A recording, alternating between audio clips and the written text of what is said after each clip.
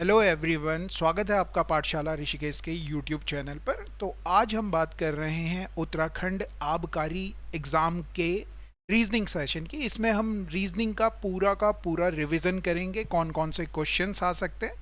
अगर आपका पेपर 30 जून को है तो आप ये सेशन एक बार गो थ्रू ज़रूर कीजिएगा। और अगर आपके कोई ऐसा टॉपिक है जो आपको नहीं आता है तो आप हमें कमेंट करके बताइए। हम उसका जो भी वीडियो का लेक्चर लिंक है वो डिस्क्रिप्शन में या कमेंट में पिन कर देंगे ताकि आप वो लेक्चर भी जाकर देख सकें।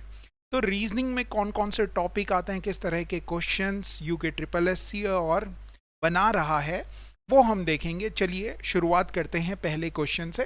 पहला क्वेश्चन कुछ इस तरह से, किसी भाषा में ग्रैस्प को ये लिखा जा रहा है। ठीक है, तो आपने जैसे ये देखा ग्रैस्प को ये लिखा जा रहा है तो आपको नंबरिंग याद आनी चाहिए, कोडिंग डिकोडिंग की। तो पहला टॉपिक तो हो गया कोडिंग डिकोडिंग। नंबरिंग अगर देखें तो 7 हो गया, 18 हो गया, 1 हो गया, 19 हो गया और 16 हो गया। यहाँ अगर इसकी भी कोडिंग नंबरिंग कर दें तो 2 हो गया, 13 हो गया, 22 हो गया, 14 हो गया और 11 हो गया। अगर आप ये कर पा रहे हैं तो आप देखेंगे 7 से 2 हो रहा है, मतलब कितना कम हो रहा है, तो आप बोलेंगे मास्टर 5 कम हो रहा है।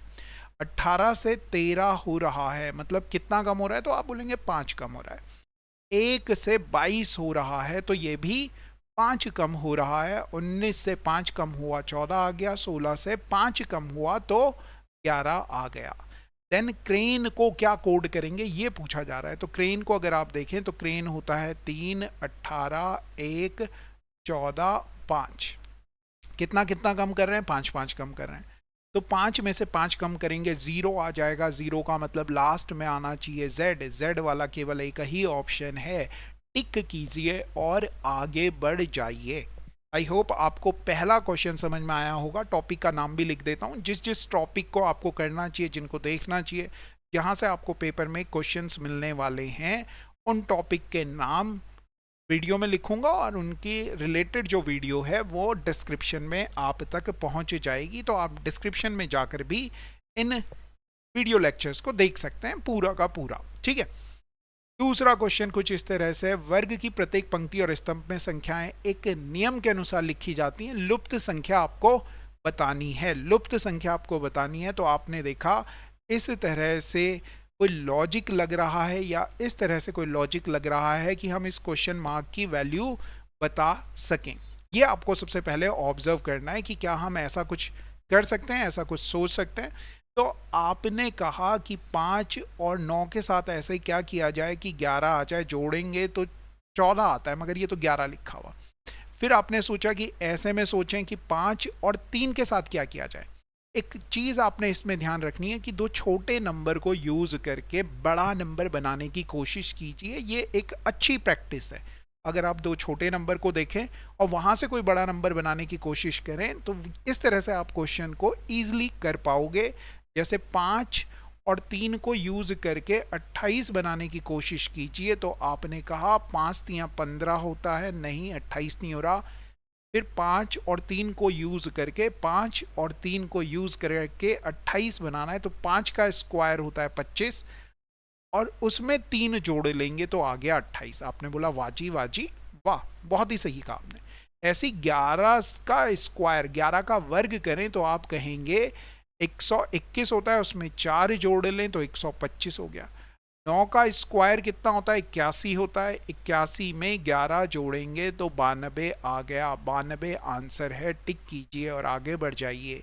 टॉपिक का नाम है inserting the missing term. Inserting the missing term, missing term. ठीक है जी, इस नाम से भी आप ये क्वेश्चंस देख सकते हैं। अगला क्वेश्चन भी इंसर्टिंग द मिसिंग टर्म का है। इसके क्वेश्चंस बहुत आते हैं और इंसर्टिंग द मिसिंग टर्म के क्वेश्चंस में अगर आपको दिक्कतें होती हैं तो एक चीज़ मेरी याद रखिएगा, 1 से लेके 20 तक के पहाड़े, 1 से लेके 20 तक के पहाड़े ज़रूर याद कीजिए। 1 से लेके 10 तक के घन बोले तो क्यूब याद कीजिए और 1 से लेके 20 तक के वर्ग आपको याद होने चाहिए ताकि क्वेश्चंस आप इजीली देख पाओ, समझ पाओ कि क्या हो रहा है। इस क्वेश्चन में आपने देखा 4 2 1, इन 3 नंबर को यूज करके हम एक बड़ा नंबर बना सकते हैं। एक बड़ा नंबर अलग से दिख रहा है, वो खुद बताएगा आपको कि ये 3 छोटे छोटे नंबर को यूज करो और एक बड़ा नंबर बना लो। ऐसे ही अगर आप इन 3 छोटे नंबर्स को यूज करोगे तो एक बड़ा नंबर बना सकते हैं क्या? तो आपने कहा हाँ शायद कुछ कर सकते हैं। इन तीनों की गुणा की, आपने गुणा करके बना सकते हैं। 4 दूनी 8, एकम 8, 8 ही हो रहा है, 21 नहीं हो पा रहा है। तो ऐसा क्या करें 4 का, 4 से और बड़ा क्या बनाएं? तो आपने बोला 4 का स्क्वायर ना 16 होता है, 2 का स्क्वायर ना 4 होता है, कितना हो गया 20 हो गया। 1 का स्क्वायर कितना होता है 1 होता है। आपने बोला मास्टर बन गया 21, खुशी हुई ये देख के। ऐसे ही 8 का स्क्वायर किया 64 होता है, 5 का स्क्वायर किया 25 होता है, 60 और 20 को जोड़ा 80, 89 और 9 ये जोड़ दिया 98 आ गया। अब आप इस सवाल का जो आंसर है इसी तरह से कमेंट में बताइए कि क्या आंसर आना चाहिए। लॉजिक मैंने आपको दे दिया, आपने लॉजिक की तरफ जाना है। और इस तरह के जब भी क्वेश्चन आपके पास आए तो आपने एक चीज करनी है, कम से कम 3 लॉजिक आपने ढूंढने हैं। पहला लॉजिक ढूंढा नहीं लग रहा है, दूसरा लॉजिक ढूंढा नहीं लग रहा है, तीसरा लॉजिक ढूंढा नहीं लग रहा है, तो फिर आप क्वेश्चन को छोड़िए और आगे बढ़ जाइए, कोई प्रॉब्लम नहीं होने वाली। इस तरह के क्वेश्चंस आप कर लेंगे। अगला कोडिंग डिकोडिंग का एक और क्वेश्चन आया। इस तरह की कोडिंग डिकोडिंग को अगर आप देखें तो आपसे पूछ रहा है कि इसको किस प्रकार से लिखा जाएगा। जब भी जो पूछा जा रहा है उसे अगर आप ऑब्जर्व कर लो कि किसको पूछा जा रहा है, और ये देखो क्या 2 3 5 4 9, यहाँ जो क्वेश्चन है उसमें दिया हुआ है 2 3 5 4 9। आपने बोला हाँ, तो ये डायरेक्ट कोडिंग डिकोडिंग होती है। इसमें क्या करते हैं, 1 को सीधे सीधे x लिख रहे होंगे, 5 को सीधे सीधे t लिख रहे होंगे, 7 को सीधे सीधे z लिख रहे होंगे, 8 को सीधे सीधे a लिख रहे होंगे, 9 को सीधे सीधे L लिख रहे होंगे। इस तरह के क्वेश्चन में बच्चे क्या करते हैं, नंबरिंग कर देते हैं और बेचारे फंसे हुए रहते हैं। तो डायरेक्टली आप कहेंगे 2 3 के लिए 2 और 3 के लिए N और P आना है, NP NP, ये दोनों तो बाहर हो गए। T जो है ठीक है, किसके लिए आ गया, 5 के लिए T आ गया, ये यहाँ पे आ रहा है, ठीक है। फिर आपने बोला आगे देखें तो 4 के लिए जो कोड है, 4 कहाँ मिल रहा है, ये है 4 के लिए जो कोड है वो S कर रहे हैं, तो S वाला केवल एक ऑप्शन मिल रहा है, यही आंसर हो जाएगा C ऑप्शन। टिक कीजिए और आगे बढ़ जाइए, ज़्यादा परेशान होने की ज़रूरत नहीं है। क्वेश्चंस इस तरह के आएंगे। कोई क्वेश्चन अगर आप नहीं भी कर पा रहे हैं तो ज़्यादा दिमाग पर जोर ना डालें, जो आपको आता है उसी का रिवीजन करें। ज़्यादा इधर उधर हाथ पैर मारने की कोई ज़्यादा ज़रूरतें नहीं है, ठीक है। अगला क्वेश्चन देखिए, इंसर्टिंग द मिसिंग टर्म का तो एक क्वेश्चन आना ही है, तो इसके मैंने 3 क्वेश्चंस आपके सामने रखे हैं। फिर आपने देखा, मैंने हमेशा कहा छोटे नंबर से बड़े नंबर को बनाने की कोशिश कीजिए। 7 से आपने सोचा कि 18 तक पहुंचना है, तो क्या करूं मैं 7 के साथ ऐसा, तो आपने कहा 7 का अगर मैं दुगना कर दूं तो आ गया 14, और 14 में 4 जोड़ लूं तो आ गया 18 आ गया। 18 से फिर 40 तक जाना है, तो 18 का किया मैंने डबल, 36 होता है, और फिर 4 ऐड किया तो आ गया 40। आपने बोला बिल्कुल। ऐसे ही कमेंट करके बताइए कि इन चारों ऑप्शंस में से क्या आंसर होना चाहिए। एक चीज का ध्यान रखना, लॉजिक यहां से शुरू हुआ है तो यहां तक ऐसे ही जाना चाहिए। ये क्रॉस चेक जरूर करना है, आगे भी आपने करना है, आगे भी आपने क्रॉस चेक करना है कि आगे हो रहा है नहीं हो रहा। 17 दूनी 34 और डबल कर रहे हैं तो 34 4 आएगा, उसमें 4 जोड़ेंगे, हाँ जी ठीक है। यहाँ पे तो ये लॉजिक लग रहा है। आपने बताना है कमेंट करके कि 5वें क्वेश्चन का आंसर इनमें से क्या होगा। हल्की सी प्रैक्टिस भी तो हो जाएगी यार तुम्हारी। चलिए अगला क्वेश्चन देखिए, शब्दों के विषम युग्म को बताइए। ऑड वन आउट का सवाल है, ऑड वन आउट यहाँ पे लिखा हुआ भी है, ऑड पेयर है ना। आयतन नापने के लिए जिस चीज का, जिस मात्रक का हम यूज करते हैं, जिस यूनिट का हम यूज करते हैं उसे कहते हैं लीटर। लंबाई नापने के लिए जिसका यूज करते हैं उसे कहते हैं मीटर, जिसमें हम लंबाई नापते हैं मीटर। हम कहते हैं ना 1 मीटर है, 2 मीटर है। अवरोध जब हम नापते हैं तो हम उसे कहते हैं ओम, अवरोध को। मगर दबाव जिस यूनिट में हम नापते हैं उसे बैरोमीटर नहीं कहते, उसे कहते हैं पास्कल। पास्कल कहते हैं मेरे प्यारे बच्चों, पास्कल कहते हैं। ये वो इंस्ट्रूमेंट है जिससे दबाव नापा जाता है, इसलिए ये गलत हो जाएगा, अलग हो जाएगा, और अलग ही आपको इसमें देखना होता है। अलग का एक एग्जाम्पल आपको समझा दूं कि मान लो कि यहाँ पे मेरे पास 4 बच्चे मैंने बनाए हुए हैं। इन 4 बच्चों में 3 बच्चे ऐसे हैं जिन्होंने क्या पहने हुए हैं, स्पेक्स पहने हुए। एक बच्चा ऐसा है जिसने स्पेक्स नहीं पहने हुए, तो वो अलग हो गया। मतलब 3 लोगों में कुछ ना कुछ ऐसा सेम गुण होगा, सेम क्वालिटी होगी जो चौथे वाले में नहीं होगी, इसलिए वो अलग हो जाता है। ठीक है, आप ऐसे ना करें कि ये अलग है, नहीं, आपने कहना है कि हाँ इसमें भी है, इसके पास भी है, इसके पास भी है, इसलिए ये अलग हो गया। Got it? समझ में आ रही है बात? आपने बोला बिल्कुल। क्वेश्चन नंबर 7 देखिए क्या कह रहा है। निम्नलिखित कथनों को पढ़िए। हमेशा आपने ना ये चीजें जरूर पढ़नी है, स्पीड से पढ़नी है। रमा सोनम से उम्र में बड़ी है। जो बड़ी है ना उसे ऊपर लिखो। रमा बड़ी है किससे? सोनम से। आपने बोला कोई दिक्कत नहीं है। अगली लाइन आपने पढ़ी कि पूनम रमा से उम्र में बड़ी है। पूनम जो है वो भी रमा से, पूनम रमा से बड़ी है। तो आपने बोला ठीक है, ऐसे बन जाएगा। जो बड़ा है उसे मैंने ऊपर रखा, जो छोटा है वो नीचे रखा। तो इस वजह से मेरे दिमाग में ज़्यादा जोड़ नहीं पड़ेगा कि ऊपर मैंने किसे लिखा है, नीचे मैंने किसे लिखा है। पता है मुझे कि ऊपर वाले बड़े हैं और नीचे वाले छोटे हैं। आगे देखिए, सोनम पूनम से उम्र में बड़ी है। अब सोनम पूनम से उम्र में बड़ी है, आपने बोला भाई ये क्या बात कर दी मास्टर। तो फिर आपने अगली लाइन पढ़नी है, पढ़ना नहीं छोड़ना। आपने पढ़ना नहीं छोड़ना। इस तरह से 3 स्टेटमेंट दे भी दी तो क्या ही फर्क पड़ना है, आपने आगे पढ़ना है। यदि पहले 2 कथन सत्य हैं, अगर ये दोनों सत्य मान लिए जाएं, अगर ये दोनों कथन सत्य मान लिए जाएं, तो तीसरे कथन के बारे में आप क्या कहते हो? सोनम पूनम से उम्र में बड़ी है। सोनम पूनम से उम्र में बड़ी है, ये कथन बिल्कुल क्या हो जाएगा? गलत हो जाएगा, असत्य हो जाएगा, असत्य हो जाएगा। आ गई बात समझ में? आपने बोला हाँ सर समझ में आ गई। अगला क्वेश्चन नंबर सीरीज का क्वेश्चन है। नंबर सीरीज का क्वेश्चन आना ही आना है। जब भी आपके पास नंबर सीरीज का कोई क्वेश्चन दिखे आपको, तो आपने उसमें लॉजिक कैसे देखना है ये समझो। आपको जो दिख रहा है ना वो देख लो पहले। जैसे मुझे दिख रहा है 3 दूनी 6। आपने बोला अच्छा। 6 तिया 18। आपने बोला है। फिर मेरे को दिख रहा है 2 चौके 8। आपने बोला अच्छा। और 8 पंजे 40। जहां जो दिख रहा है पहले वो देख लो। जैसे आप किसी शादी वादी में जाते हो तो आप देखते हो ना, आपके रिश्तेदार जो आपके फ्रेंड्स हैं, कजन्स हैं, जिनसे आपकी ज़्यादा बनती है, आप सबसे पहले उस शादी में जाके उन्हें ढूंढते हो। तो वैसे ही नंबर सीरीज में करना है। इस क्वेश्चन को एक और बार लिख के दिखा रहा हूं, समझो इसमें क्या हो रहा है, कैसे आपको लॉजिक जल्दी मिलेंगे। आप क्या करते हो, आप एक साइड से शुरू करते हो, यहां से शुरू करते हो, डिफरेंस किया और फंस गए। नहीं नहीं नहीं, जो दिख रहा है उसे देख लो। मेरे को दिखा कि 3 का डबल हो रहा है। फिर मेरे को दिखा कि 6 का 3 गुना हो रहा है। फिर मेरे को यहां पे भी दिखा ये बचे हुए नंबर भैया ये 4 गुने हो रहे हैं, ये वाला नंबर 5 गुना हो रहा है। अब आपने बोला पहले 2 गुना हुआ फिर 3 गुना हुआ, तो ये हो सकता है कि क्या हो, 4 गुना हो। 18 का 4 गुना किया, आ गया 72। 72 आंसर हो सकता है। 40 के इधर वाला अगर पूछते 72 के बाद, तो 40 का फिर यहाँ पे 6 टाइम करते और 240 आंसर आ जाता। Got it? समझ में आ रही है बात? तो आपने बोला बिल्कुल सर समझ में आ रही है। फिर ये जो सिंबल्स हैं इन्हें इंटरचेंज करता है और फिर आपसे एक इक्वेशन सॉल्व करवाता है ना।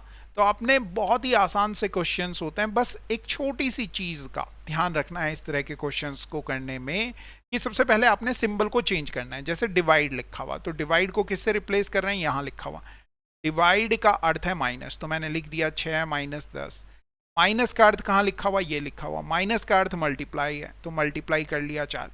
गुणा देखो भैया, गुणे का अर्थ क्या है? प्लस है, प्लस कर लिया 12। प्लस का अर्थ क्या है? डिवाइड है। डिवाइड है तो का मतलब है डिवाइड कर लिया मैंने, यहाँ पे 6 लिख दिया, ये कर दिया। फिर मुझे इसे सॉल्व करना है, ठीक है। तो ये सिंप्लीफिकेशन का एक क्लासिकल सा क्वेश्चन बन जाता है, एक छोटा सा क्वेश्चन बन जाता है। बस आपने इसमें क्या करना है, बॉड मास अप्लाई करना है। आपका रिवीजन करवा रहा हूँ, ये कुछ क्वेश्चंस हैं जो रिवीजन हो जाएंगे, एक बार दिमाग में आ गए तो फायदा होगा। बॉड मास का मतलब पहले ब्रैकेट को सॉल्व करो, फिर ऑफ को, ऑफ बोले तो का वाली गुणा को सॉल्व करो, फिर डिवाइड को सॉल्व करो, फिर मल्टीप्लाई को सॉल्व करो, फिर प्लस को सॉल्व करो, फिर माइनस को या सब्ट्रैक्शन को सॉल्व करो। तो यहाँ पे आप देखोगे तो सबसे पहले आप किसको सॉल्व करोगे, डिवाइड को सॉल्व करने वाले हो। तो 6 से 12 को डिवाइड किया, 2 आ गया, फिर प्लस है, फिर मल्टीप्लाई को सॉल्व किया आपने, 40 आ गया, माइनस का 40, और यहाँ 6, ये प्लस का 6 है, ये प्लस का 2 है, दोनों को जोड़ लिया। तो मेरे प्यारे बच्चों आपने कहा कि सर आ गया प्लस का 8, माइनस का 40, प्लस का 8 जोड़ोगे आ जाएगा 32, आ जाएगा 32। आपने बोला बिल्कुल सर समझ में आ गया, 32 कैसे आया। क्या फॉलो करना है, बोर्ड मास फॉलो करना है। बार बार कह रहा हूँ, रिवीजन करवा रहा हूँ चीज़ें, अगर एक भी क्वेश्चन आता है तो आपको हल्का सा आइडिया रहेगा कि हाँ कैसे करना है। फंसे हुए क्वेश्चन आ गए तो उन्हें कैसे सॉल्व करना है, इस चीज़ में थोड़ी सी हेल्प मिल जाएगी। देखिए अगला क्वेश्चन, एक व्यक्ति किसी फोटोग्राफ को देखते हुए कहता है, पढ़ना है, कौन कह रहा है सबसे पहले ये समझना है। तो आदमी कह रहा है, किसको देखते हुए कह रहा है, फोटोग्राफ को देखते हुए। फोटोग्राफ में दर्शित महिला, मतलब महिला को देखते हुए कहता है कि मेरे भांजे, मतलब आदमी का भांजा। आदमी का भांजा कैसा आएगा ये समझो, आदमी की होगी बहन, बहन आ गई आदमी की, बहन के बेटे को, बहन का क्या लेके आओ, बेटा लेके आओ, वो हो गया भांजा। भांजे की नानी, बेटे की बहन, बेटे की नानी का मतलब हो गया माँ की माँ, ये नानी हो गई, ये नानी हो गई है। तो वो जो महिला है ना वो ये है, ठीक है। किसकी फोटो देख रहा है वो, अपनी माँ की फोटो देख रहा है। अब सवाल समझिए क्या कह रहा है, फोटोग्राफ की इस महिला का, इस महिला का उस व्यक्ति की, उस व्यक्ति बोले तो ये आदमी, उसकी बहन, बहन बोले तो ये, से क्या संबंध है। महिला का, तो मतलब आपने इसे पढ़ना है, महिला का को आपने को में कन्वर्ट कर देना है। महिला को उस व्यक्ति की बहन, मतलब ये बहन जी इन महिला को क्या कहेंगी, ऐसे आप इसे पढ़ेंगे, आपका कभी गड़बड़ नहीं होगा। तो आप कहेंगे माँ जी कहेंगी, माँ आंसर हो जाएगा। गॉट इट, क्लियर हुआ। तो आपने बोला बिल्कुल सर सही से समझ में आ गया। अब ये क्वेश्चन क्या है, निम्नलिखित में से सही विकल्प का चयन कीजिए। कई बच्चे से कहते हैं अनुपात का क्वेश्चन है, अनुपात का क्वेश्चन नहीं है मेरे प्यारे बच्चों। ये जो सवाल है ये एनालॉजी का क्वेश्चन है, एनालॉजी या सादृश्यता का क्वेश्चन है। और इसमें क्या करना है, आपने बस ये देखना है, इसका मतलब होता है जैसे को तैसा, जैसे को तैसा, जो जैसा करेगा उसके साथ वैसा करो। कैसा कर रहा भैया, महासागर की बात कर रहा है। महासागर क्या है, तो आपने बोला प्रशांत महासागर है। द्वीप क्या है, द्वीप ढूंढो इनमें से, द्वीप क्या, नीदरलैंड द्वीप है नहीं है, बोर्नियो द्वीप है नहीं है, आयरलैंड द्वीप है नहीं है, ग्रीनलैंड द्वीप है, डेनमार्क का द्वीप है। ये है किधर, नॉर्दर्न अमेरिका के ऊपर, नॉर्दर्न अमेरिका में ही आता है ये बेसिकली, ठीक है। मैं मैप नहीं लगा पाया, मगर इस तरह से आपने इसे समझना है कि हाँ प्रशांत महासागर की बात की थी तो मतलब वो महासागर था। द्वीप की बात कर रहा है तो हमें बगल में द्वीप ढूंढना है। ये सब द्वीप नहीं है, ये लैंड है और 2 तरफ से या 3 तरफ से समुद्र से घिरे हुए हैं। चारों तरफ से समुद्र से घिरे हुई आकृति को हम क्या कहते हैं, द्वीप कहते हैं, आइलैंड कहते हैं। अगले क्वेश्चन की तरफ आ गए। तार्किंग, लॉजिकल ऑर्डर में इस तरह के क्वेश्चन अक्सर देखने के लिए मिलते हैं, तो आपने पहले पढ़ लेना है। मेंढक, बाज, टिड्डा, सांप, घास। अब आपको समझ में आ रहा है लॉजिक, अगर आपको पता है तो वेल एंड गुड, नहीं पता है तो ऑप्शन की तरफ जाओ। आपने ऑप्शन में देखा 5 से शुरू हो रहा है, मतलब घास से शुरू हो रहा है। मान लो कि मेरे को नहीं पता है, 5 से शुरू हो रहा है, 5 के बाद ये लिख दे रहे हैं, एक तरफ लिखा हुआ टिड्डा, दोनों में टिड्डा टिड्डा लिखा हुआ, तो मेरे को समझ में आ रहा है कि घास को टिड्डा खाता है। ऐसा ये लॉजिकल माइंड आपने डेवलप करना है। फिर टिड्डे को कौन खा रहा है, मेंढक खा रहा है। आपने बोला ठीक है मेंढक खाएगा, और मेंढक को कौन खाएगा भैया, सांप खाएगा। चौथा सांप को कौन खाएगा, तो आपने बोला बाज खाएगा। मास्टर यही सही लग रहा है, यही सही लग रहा है, टिक कीजिए, आगे बढ़ जाइए। लॉजिकल ऑर्डर अगर नहीं भी दिख रहा है तो ऑप्शन से जाके कोई लॉजिक ढूंढना है उन वर्ड्स के बीच में मेरे प्यारे बच्चों आपको। Got it. चलिए अगले क्वेश्चन की तरफ चलते हैं। अगला क्वेश्चन काउंटिंग द फिगर्स का है। काउंटिंग द फिगर्स क्या है, इस क्वेश्चन को आसान कर सकते हैं, आसान करते हैं। देखो कोई भी फिगर आए ना, गिनने का एक तरीका है, सीधे सीधे पहले सिंगल सिंगल वाले गिनो, 1 2 3 4 5 6 7 8 9 10, सिंगल वाले 10 हो गए, ठीक है। सिंगल को मैं 0 से लिखता हूं, 0 वाले 10 हो गए, मतलब कोई भी लाइन वाइन हमने नहीं हटाई। फिर मैंने कहा एक लाइन हटा लो, ये लाइन हटाई, 1 2 3, ये लाइन हटाने की वजह से आपके पास 3 ट्राइंगल और निकल कर के आ गए। आपने बोला वाह मास्टर कितना प्यारा बता दिया आपने, 3 ट्राइंगल। फिर मैंने कहा 2 लाइन हटा के कोई ट्राइंगल बन रहा है क्या? तो 2 लाइन हटा के देखो नहीं बन रहा कोई ट्राइंगल। तो फिर मैंने कहा 3 लाइनें हटाओ, ये लाइन हटा दी हमने, 3 लाइन हटाई तो एक ट्राइंगल और बन के आ गया, कितने हो गए 14। फिर आपने ना ऑप्शन में देखना है, आपने देखा 12 13 14 15, यार मैंने तो कितने गिन दिए, 14 गिन दिए, एक और क्या मैं गिन सकता हूं? तो आपने बोला हाँ ये सबसे बड़ा वाला ट्राइंगल भी तो एक ट्राइंगल है, एक वो भी ऐड करो और टोटल कितने आ गए, 15 आ गए।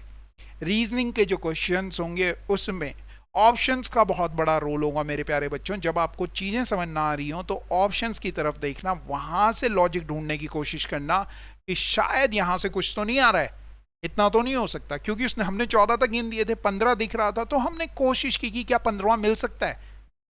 ठीक है, मान लो कि 14 ही आंसर होता, सबसे बड़ा नंबर लिखा हुआ, तो 14 तक गिन दिया मैंने, छोड़ देता मैं। ठीक है, चलिए आगे बढ़ जाते हैं, छोड़ देता मतलब करेक्ट टिक करके आगे निकल जाता। अगला क्वेश्चन देखा कोडिंग डिकोडिंग का, एक और सवाल, बहुत सारे सवाल हैं, सवाल देखेंगे तो E 5 होता है, F 6 होता है, कोडिंग डिकोडिंग का नहीं है, एनालॉजी का है ये, एनालॉजी, जैसे को तैसा। 5 से 6 हो रहा है, 1 बढ़ रहा है, 7 से 9 हो रहा है, कितना बढ़ा रहे हैं, 2 बढ़ा रहे हैं, 9 से 12 हो रहा है, कितना बढ़ रहा है, 3 बढ़ रहा है, 11 से 15 हो रहा है, कितना बढ़ रहा है, आपने बोला 4 बढ़ रहा है। कहां से शुरुआत की, 1 बढ़ा के, तो ये 6 है, ये 8 है, ये 10 है और ये 12 है। आपने क्या करना है, पहले 1 बढ़ाया 7, फिर 2 बढ़ाया 10, फिर 3 बढ़ाया 13, फिर 4 बढ़ाया 16। जी जी जे एम और पी है कोई ऑप्शन ऐसा? आपने बोला हाँ मास्टर है, जी जे। हमारा ही आंसर गलत आ गया क्या? नहीं, ये ऑप्शन है। ठीक है जी, लॉजिक कैसे दिखेंगे? अगर आपको याद नहीं है नंबरिंग, डोंट वरी, अब टाइम नहीं है याद करने का, तो आप क्या करें, पेपर में जाएं, ABCDEFG और कहां तक लिख दें, Z तक लिख दें, इनके ऊपर नंबरिंग कर दें। थोड़ा सा टाइम लगेगा, मगर आपका ये सवाल गलत नहीं होना चाहिए, क्योंकि आपका एक एक नंबर आना मेरे लिए ज़रूरी है। मेरे को बहुत अच्छा लगता है जब किसी बच्चे के रीजनिंग में कोई पूरे में से पूरे करता है। देखो भैया, ऑर्डर एंड रैंकिंग का ये टॉपिक है, ऑर्डर एंड रैंकिंग, यहां से सवाल बहुत पूछे जा रहे हैं आजकल के पेपर में। तो ऑर्डर और रैंकिंग की बात की, क्वेश्चन पढ़ लेते हैं। लड़कों की एक पंक्ति में यदि ए बाईं ओर से 10वीं है, ए को देखा हमने बाईं तरफ से कौन से नंबर पे, 10th पोजीशन पे है, और बी दाईं ओर से 9वें पोजीशन पे, बी जो है कौन सी पोजीशन पे है, 9th पोजीशन पे, कहां से, राइट हैंड साइड से। ठीक है जी, यदि दोनों अपने स्थान बदल लेते हैं, स्थान बदलने का मतलब क्या हुआ, तो आपने बोला जहां पे ए है वहां पे बी लिख लो, मैंने कहा बी मैंने यहां लिख दिया, और जहां पे बी है वहां पे क्या लिख लूं, ए लिख लूं, लिख लिया। तो ए बाईं ओर से 15वां हो जाता है, ए कहां कितना हो गया, 15वां, किस साइड से, इस साइड से। आपने बोला ठीक है, इस पोजीशन की अगर हम बात करें तो इसके लेफ्ट हैंड साइड से भी पोजीशन पता है हमें, राइट हैंड साइड से भी पोजीशन पता है। तो मेरे प्यारे बच्चों, ये एक छोटा सा फॉर्मूला याद रखना, total equal to left plus right minus 1, total equal to left plus right minus 1। जैसे आपने ये किया तो टोटल ही पूछ रहा है, पंक्ति में कुल कितने लड़के हैं, तो आपने कहा लेफ्ट से 15 प्लस 9 24 में से 1 गया, 23 आंसर आ गया मास्टर। मैंने कहा बिल्कुल सही मेरे प्यारे बच्चों, 15 और 9 जोड़ते हो, 24 में से 1 गया, बिल्कुल सही, बिल्कुल सही। क्लियर हो रहा है ये कॉन्सेप्ट? चलिए अगले क्वेश्चन की तरफ चले। वेन डायग्राम पे बेस क्वेश्चन है बच्चे। वेन डायग्राम के क्वेश्चंस करने में बड़ी तकलीफें होती हैं। मैं आपको समझा दूं कि वेन डायग्राम का जब भी सवाल आए तो आपने ये देखना है, शरीर कान मुंह, आपने ये पूछना है क्या शरीर कान है, नहीं, कान क्या शरीर है, आपने बोला हाँ कान तो शरीर का पार्ट है, मुंह भी शरीर का पार्ट है। तो ये दोनों जो चीजें हैं ना, ये शरीर के अंदर आनी चाहिए, बॉडी के अंदर आनी चाहिए। बॉडी वाला सर्कल बाहर होगा, उसके अंदर कान और मुंह दोनों आएंगे। लेकिन एक और चीज मुझे बताओ, क्या कान मुंह होता है, आपने बोला नहीं। क्या मुंह कान होता है, आपने बोला नहीं। तो ये दोनों सर्कल अलग अलग होंगे, केवल और केवल सी ऑप्शन करेक्ट हो रहा है।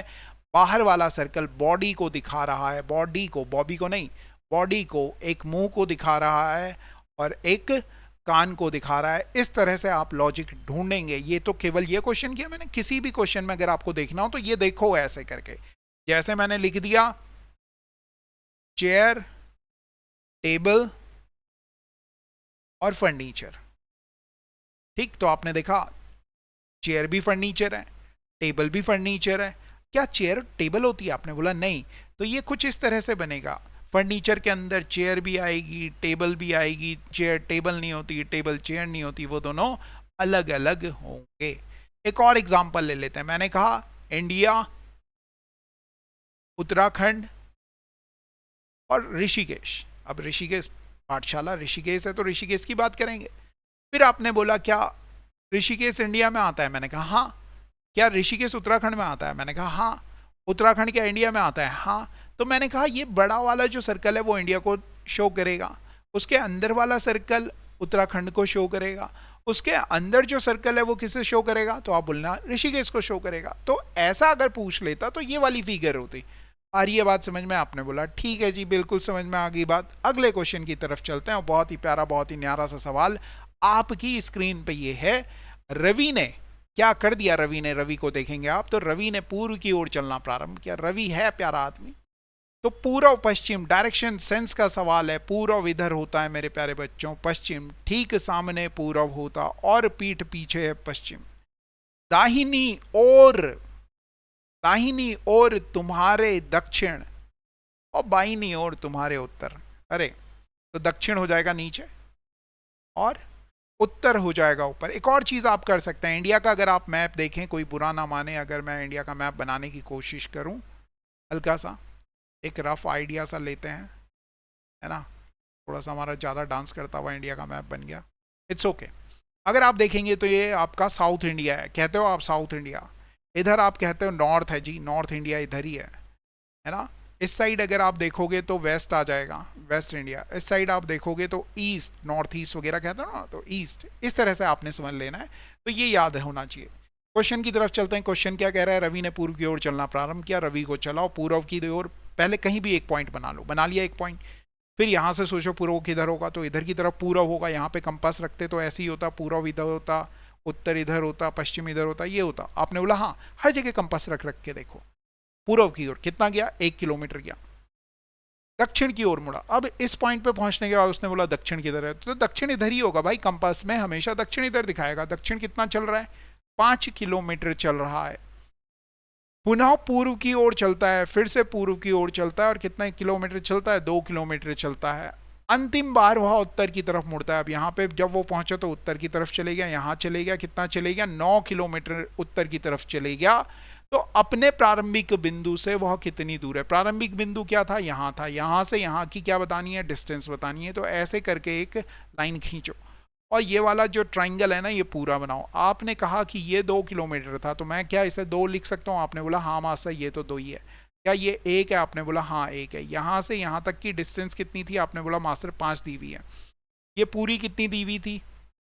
तो आपने कहा 9 दी हुई थी। क्या मैं इतने पार्ट को 9 में से ये वाला 5 हटा लूंगा तो ये पार्ट 4 आ जाएगा? आपने बोला हाँ।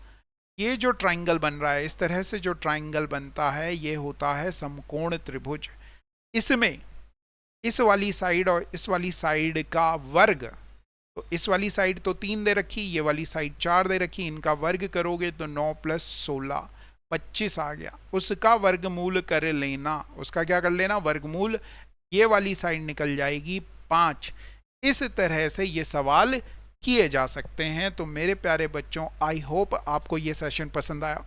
अगर अभी भी आपका कोई डाउट है, कोई टॉपिक ऐसा है जो आपको क्लियर ना हो रहा हो और आप चाहते हैं कि उसका जो वीडियो लेक्चर है सर आपके द्वारा पढ़ाया गया मिल जाए तो मज़ा ही आ जाए, तो आप कमेंट कर सकते हैं। मैं डिस्क्रिप्शन या कमेंट में उसका लिंक दे दूंगा, वहां से आप देख सकते हैं। या फिर कोई ऐसा टॉपिक दिख रहा है कि जो हमने उपलब्ध नहीं है अभी तक और आपको लग रहा है कि ये आने वाला है, तो उसे भी आप कमेंट कर सकते हैं। उसका भी हम कोशिश करेंगे कि आज के आज उस पर वीडियो लेक्चर उपलब्ध करा दिया जाए। आपने जो भी रीजनिंग में हमसे पढ़ा हुआ है या कहीं से भी पढ़ा हुआ है, उसी को बार बार रिवाइज कीजिए। ये बस प्रैक्टिस के लिए कुछ क्वेश्चंस हो गए, ताकि थोड़ा सा अगर आप जीएस वगैरह पढ़ के थक गए होंगे तो आप रीजनिंग के इन प्यारे से छोटे से सवालों को देखकर थोड़ा रिफ्रेश हो पाएं। Like, comment, share. अगर आपको हमारा ये सेशन पसंद आया बने रहिए पाठशाला ऋषिकेश के साथ। किसी भी तरह की कोई क्वेरी है तो आप कमेंट कर सकते हैं। धन्यवाद, ऑल द बेस्ट। सही से करना पेपर, ज़्यादा घबराने की ज़रूरत नहीं है। Thank you.